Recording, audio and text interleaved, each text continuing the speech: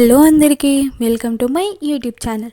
మీకోసం మరొక మంచి లవ్ స్టోరీతో మీ ముందుకి వచ్చాను. లేట్ చేయకుండా స్టోరీ స్టార్ట్ చేసేద్దామా? నా పేరు నవీన్. నాది వన్ సైడ్ లవ్.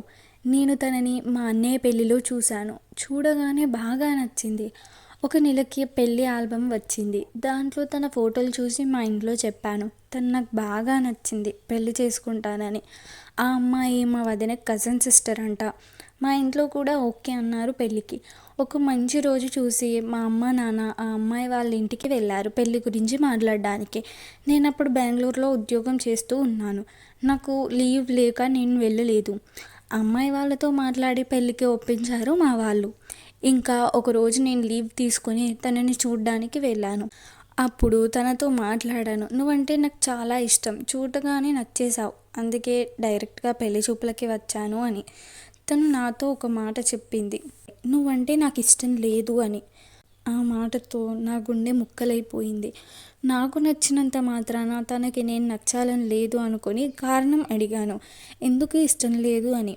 కొన్ని కారణాలు చెప్పింది. నేను ఎంబీఏ పూర్తి చేయాలి, పెళ్లి చేసుకుంటే చదువుకు ఇబ్బంది అవుతుందని. పెళ్ళైన తర్వాత నేను చదివిస్తానని కూడా చెప్పాను.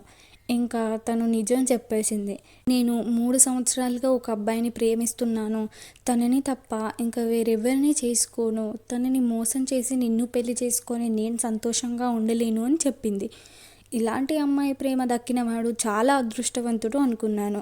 ఆ అదృష్టవంతుణ్ణి నేనే అవ్వాలని కూడా అనుకున్నాను. చాలా ప్రయత్నించాను తనని మార్చడానికి. వాళ్ళ లవర్తో కూడా మాట్లాడాను. వాడు కూడా చెప్పాడు, ఆ అమ్మాయి లేకపోతే నేను ఉండలేను అని, సైడ్ అవ్వు అని. కానీ నాకు వాడి మీద డౌట్ ఉండేది. తనకి చెప్పాను, ప్రేమ అనేది ఒక చెత్త, వద్దు, నన్ను పెళ్లి చేసుకో అని. తను వినలేదు. వాడు రీసెంట్గా తనని మోసం చేశాడు. తను వాడి కోసం చాలా కష్టాలు ఎదుర్కొంది, ఇంట్లో వాళ్ళతో, నాతో. కానీ వాడు వదిలేసి వెళ్ళిపోయాడు. తను సూసైడ్ ప్రయత్నం చేసింది వాడి కోసం. వాడికి ఇన్ఫామ్ చేశాం, అయినా కూడా తనకి ఒక కాల్ చేయలేదు, చూడ్డానికి కూడా రాలేదు. నేను తనని అడిగాను, మనం పెళ్లి చేసుకుందామని. లేదు, నేను చేసుకోను, మొన్నటి వరకు తనతో ఉండి ఇప్పుడు తను వదిలేయగానే నిన్ను పెళ్లి చేసుకుంటే నువ్వు సంతోషంగా ఉండలేవు అని చెప్పింది. తను అంటే నాకు ప్రాణం, కానీ తను మాత్రం వేరే వాడిని ప్రాణంగా ప్రేమించింది. నన్ను అన్నిట్లో బ్లాక్ చేసింది. కానీ ఇప్పటికీ తన కోసం ఎదురు చూస్తున్నాను. ఇది నా లవ్ స్టోరీ.